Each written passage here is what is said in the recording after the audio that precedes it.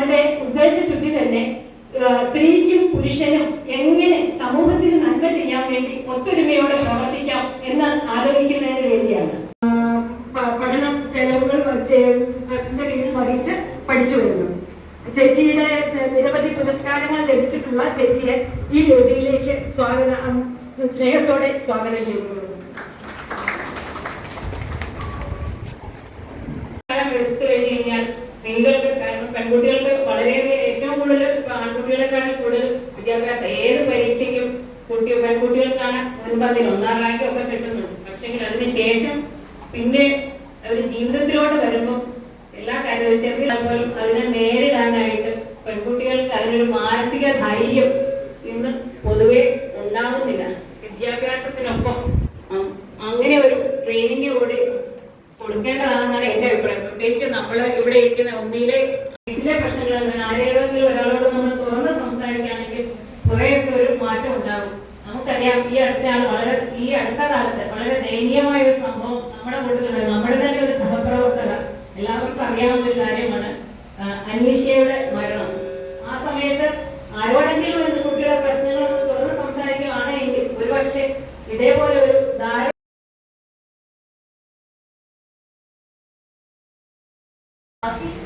ഉള്ളവരെ സംബന്ധിച്ച് ഒരു എക്സ്റ്റേണൽ സപ്പോർട്ടിന്റെ ആവശ്യമില്ല. അപ്പൊ അത് എത്രമാത്രം, അതായത് നമ്മുടെ അത്തീഷ മാം, എനിക്ക് വളരെ ഒരു അപ്രിസിയേഷൻ ഉള്ളത്, നമുക്കൊരു സ്ട്രോങ് ലേഡി, ഒരു ഫയറുള്ള ലേഡിയാണ് നമ്മുടെ അത്തീഷ വഹിക്കുന്നത്. അതെനിക്ക് വളരെ ഇഷ്ടമായി. കാരണം മാം പറഞ്ഞ ഒരു കാര്യം എന്ന് പറഞ്ഞാൽ നമ്മുടെ ഇപ്പോഴത്തെ പെൺകുട്ടികളെല്ലാം ഏറ്റവും നല്ല രീതിയിൽ വിദ്യാഭ്യാസത്തിൽ ഇരിക്കുന്നു. അതുപോലെ പ്രൊഫഷനിലും ഏറ്റവും, അതായത് വളരെ പെർസെന്റേജ് എടുത്തു കഴിഞ്ഞാൽ നമ്മുടെ മുനിസിപ്പൽ സ്റ്റേറ്റിന്റെ പാസ്സാകുന്ന പെർസെന്റേജ് എടുത്താൽ പോവുകയാണ്. അത് നമ്മളെ ഓരോ പ്രശ്നങ്ങൾ അഭിമുഖീകരിക്കുമ്പോഴും അത് സ്ട്രെസ്സായി കൂടുതൽ സ്ട്രെസ്സിലേക്ക് അക്യുമുലേറ്റ് ചെയ്തിട്ട് അതിന്റെ വേറൊരു സിവിയർ ഡിപ്രഷനിലോട്ട് പോയി അത് വേറൊരു തലത്തിലേക്ക് പോകുന്ന ഒരു ടെൻഡൻസി കാണപ്പെടുന്നു. അത് എങ്ങനെ പരിഹരിക്കാം? ഇതൊന്നും ചർച്ച ചെയ്യപ്പെടേണ്ട വിഷയം എന്നുള്ളതിനേക്കാൾ ഉപരി നമുക്ക് ചെയ്യാൻ പറ്റിയെന്ന് അഭിമാനിക്കാൻ എത്ര പേർക്ക് കഴിയും? ഇന്ന് 10 ആണെങ്കിൽ അടുത്ത വർഷം ഈ ഒരു അന്താരാഷ്ട്ര വനിതാ ദിനത്തിൽ ഒരു 10,000 ആക്കാൻ നമുക്ക് കഴിയും. ആ ലെവലില് നമ്മൾക്ക് പ്രവർത്തിക്കാൻ കഴിയും. അതിന്റെ ഒരു സംരംഭമായിരിക്കട്ടെ ഇത് എന്ന് ആശംസിച്ചുകൊണ്ട് എന്റെ വാക്കുകൾ ചുരുക്കുന്നു. പിന്നെ ഒരു കാര്യം കൂടി മാം പറഞ്ഞത്, നമുക്ക് ചുറ്റുമുള്ള സ്ത്രീകൾക്ക് ഒന്നും തുറന്നു പറയാൻ ഒരു അവസരം ലഭിച്ചിരുന്നുവെങ്കിൽ അവരുടെ ജീവിതം തന്നെ വേറിട്ട തലത്തിലേക്ക് പോയിരുന്നു. ആ ഒരു വാക്ക് പറയാൻ നമുക്ക് പലർക്കും പല അവസരങ്ങളിലും കഴിയാതെ പോയത് എന്തുകൊണ്ടാണ്? അതും ആ ഒരു സബ്ജക്റ്റും വിശകലനം ചെയ്ത് നമ്മൾ ഓരോരുത്തരും വിശകലനം ചെയ്യണം. ഇതേ ഒരു സബ്ജക്ട് എന്ന് പറഞ്ഞു കഴിഞ്ഞാൽ സംസാരിച്ച് സൊല്യൂഷൻ പറഞ്ഞിട്ട് നമ്മുടെ അതായത് ഒരു മാനസികമായിട്ട് ദുരിതം അനുഭവിക്കുന്ന, വേദന അനുഭവിപ്പിക്കുന്ന ഒരു വ്യക്തിയെ ലൈഫിലോട്ട് കൊണ്ടുവരണമെങ്കിൽ അത് വളരെ റിസ്ക് ഉള്ള ഒരു ഫാക്ടറാണ്. നമ്മളുടെ സുഹൃത്തിനെ ആണെങ്കിലും ഏറ്റവും അടുത്ത ആളിനെ ആണെങ്കിലും നമുക്കറിയാവുന്ന വ്യക്തിയാണെങ്കിലും അതൊന്നോ രണ്ടോ സംസാരിച്ചതൊന്നും പെട്ടെന്ന് കൊണ്ടുവരാൻ പറ്റും.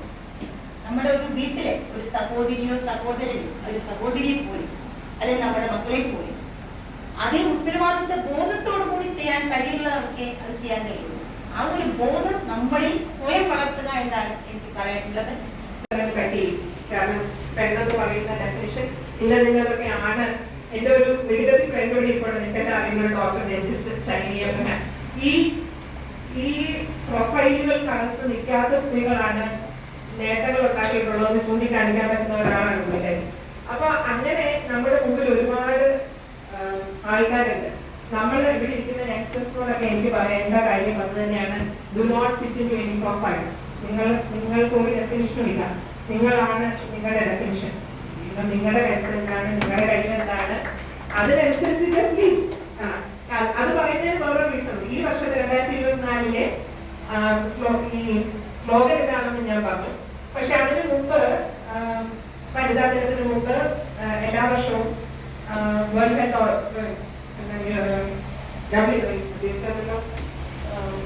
ഏജൻസി പറയുന്ന ഒരു ക്യാമ്പയിൻ സ്ലോഗൻ ഉണ്ട്. ആ ക്യാമ്പയിൻ സ്ലോഗൻ ഇപ്രാവശ്യത്തേത് ഇൻസ്പയർ ഇൻക്ലൂഷൻ എന്നാണ്. അപ്പോൾ ഇൻക്ലൂഷൻ, സ്ത്രീയെ സമൂഹത്തിന്റെ മുഖ്യധാരയിലേക്ക് ഇൻക്ലൂഡ് ചെയ്യേണ്ടത് ആരാണ്? അത് നമ്മളെപ്പോഴും പറയുമോ, സമൂഹം നമ്മൾ ഇൻക്ലൂഡ് ചെയ്യുന്ന, അല്ലെങ്കിൽ സമൂഹം പാർശ്വവൽക്കരിച്ചു. സമൂഹം ഇവരാരെയും പാർശ്വവൽക്കരിക്കുന്നില്ല.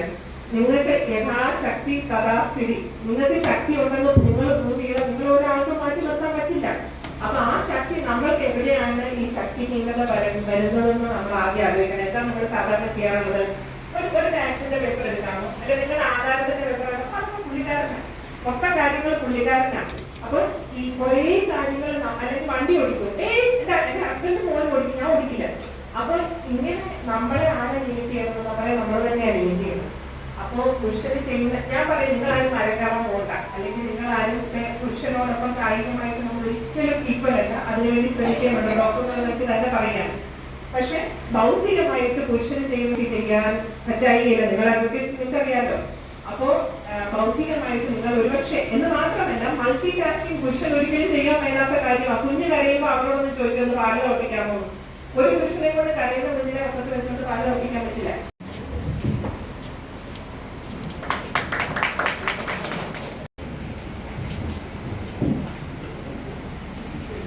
മാഡം വൈദ്യത്താണ് പ്രാക്ടീസ് ചെയ്യുന്നത്. മാഡത്തെ അഭിമാനപൂർവ്വം ഈ ആദരവേറ്റ് വാങ്ങുന്നതിലേക്ക് വേണ്ടി എനിക്ക് കൊടുക്കുന്നു. മാഡത്തെ ആദരിക്കുന്നതിന് മാഡത്തെ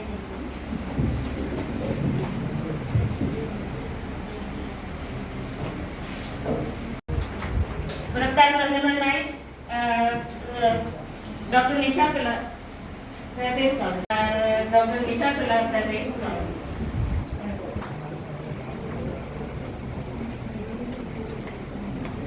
എല്ലാവരോടും നന്ദി പറയുന്നു. ഓരോ ആദരവും നമ്മൾ ചിന്ത തരുന്നത് കൂടുതൽ ഉത്തരവാദിത്തങ്ങൾ ഇതിലുണ്ടെന്നുള്ളതാണ്. അങ്ങനെയാണ് ഞാൻ ഓരോ ആദരവിനെയും കാണുന്നത്. ആദ്യമായി യോഗാധ്യക്ഷ അഡ്വക്കേറ്റ് കെ സേതുലക്ഷ്മി, നമുക്ക് ഓരോരുത്തർക്കും അറിയാവുന്നതുപോലെ നമ്മുടെ ഭാരതീയ അഭിഭാഷക പരിഷത്തിന്റെ ദേശീയ സമിതി അംഗമാണ്. അത് മാത്രമല്ല, ഈ കോട്ടയത്തിന്റെ ഭാരതീയ അഭിഭാഷക പരിഷത്തിന്റെ നെടുംതൂണാണ് അഡ്വക്കേറ്റ് കെ സേതുലക്ഷ്മി.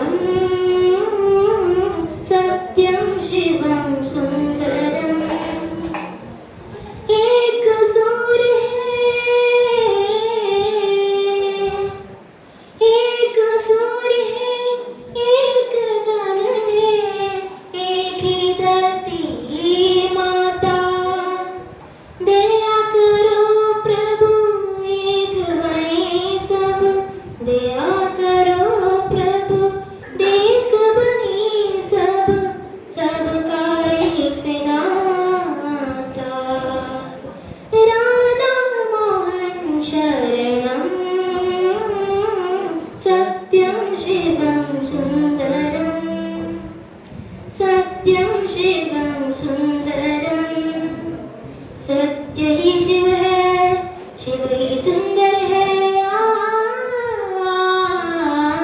सत्यं शिवं सुंदरं, सत्यं शिवं सुंदरं,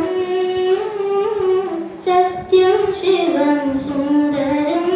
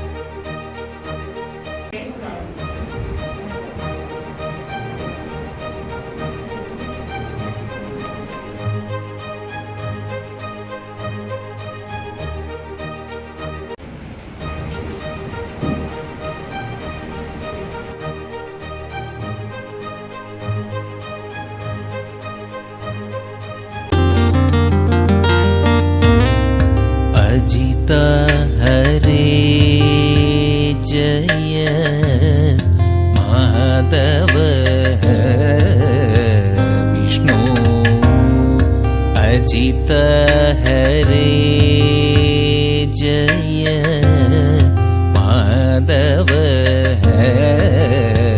विष्णु अजमुख देव नादा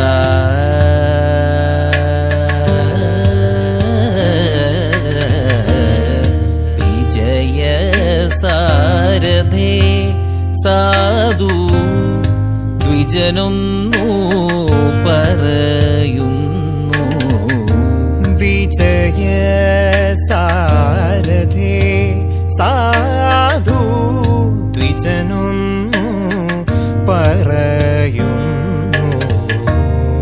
സുജന സംഗമമേറ്റം സുഖ സുകൃത നിവഹ സുലഭമദനു നിയതം സുജന സംഗമമേറ്റം സുകൃത നിവഹ സുലഭമദനു നിയതം പലദിനമായി ഞാനു ബലഭദ്രാനുജ നിന്നെ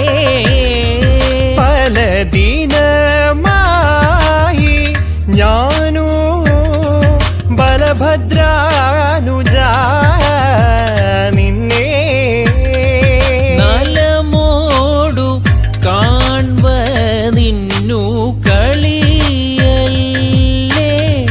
രുചിക്കുന്നു കാല വിഷമം കൊണ്ടു കാമോ സാധിച്ചതില്ലേ നീല നീരധ വർണ്ണ നീല നീരധ വർണ്ണ മൃദുല കമല രുചിര നയന നൃഹരേ നീല നീരധ വർണ്ണ മൃദുല കമല രുചിര നയന നൃഹരേ അജിത ഹരേ ജയ മാധവ വിഷ്ണു അജമുഖ ദേവ നാദ